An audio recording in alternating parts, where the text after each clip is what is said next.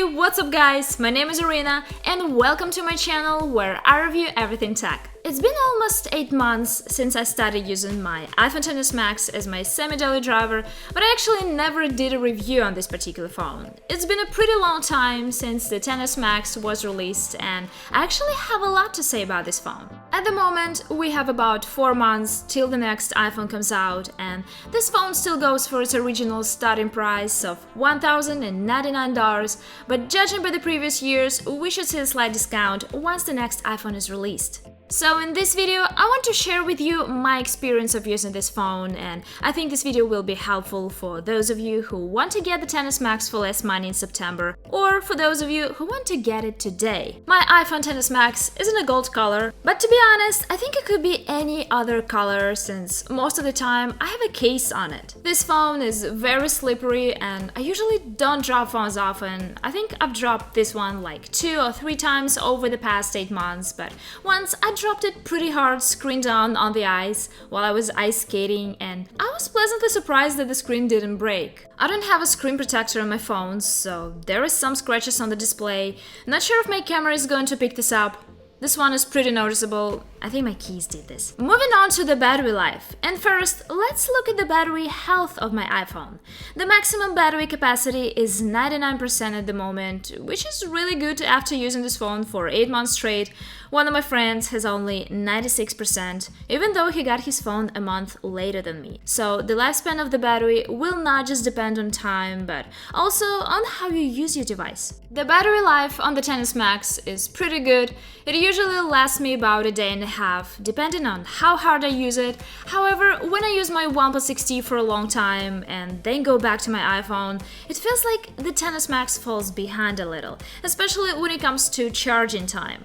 The OnePlus 6T takes about 1 hour and 30 minutes to fully charge, while the XS Max takes about 2 hours and 15 minutes with a 12-watt charger. And if you're gonna use the standard 5-watt charger, which comes in the box, it will take more than 3 hours. Which seemed crazy in 2018, but it seems even more outrageous in 2019, especially when the competition has saturated the market with flagship smartphones that charge under 2 hours. I hope the next iPhone models will charge faster. That would be nice. Next, let's talk about the display on the XS Max. This is a 6.5-inch OLED display. So far, I haven't had any complaints here. The colors and overall viewing experience is very pleasing. The display is pretty bright. And speaking of the notch, when I just bought my XS Max, I think I stopped noticing the notch after a couple of days of using it. But the weirdest thing is that about 3 weeks ago, I've started paying attention to it again, especially after spending a lot of time with other Android phones that have much smaller notches, and now it feels to me like this notch should not be here, or at least it should be smaller. Moving on to the cameras of this phone, and this is one of my favorite things about the iPhone XS Max because it's been reliably producing pretty outstanding photos. We have here the dual 12-megapixel rear camera on the iPhone XS Max. At the top we get the wide-angle camera, which I wouldn't call the wide, it's actually pretty basic, and we get the telephoto camera at the bottom for portrait shots and times to zoom photos. I have a lot of camera comparison videos on my channel. I'll put the links in the description, guys, so you can see for yourself how the cameras on the XS Max perform. The iPhone XS Max is powered by the A12 Bionic chip. It was very fast and snappy when I just bought it, and I must say it is still fast and snappy today. So from my experience, my phone hasn't got any slower with time, and speaking of glitches, yes, I've had a couple of them in the past 8 months, but they were pretty quick and never really bothered me. And overall, the whole performance of the XS Max has been very smooth and stable. Moving on to the Face ID, and as I previously mentioned in my videos, it's pretty fast and reliable. It always recognizes me, except for the times when I'm yawning and trying to unlock my phone at the same time. Of course, I did my favorite test and tried really hard to unlock the XS Max with the photo of myself, but no, it did not work out. Do I miss the fingerprint scanner on the XS Max?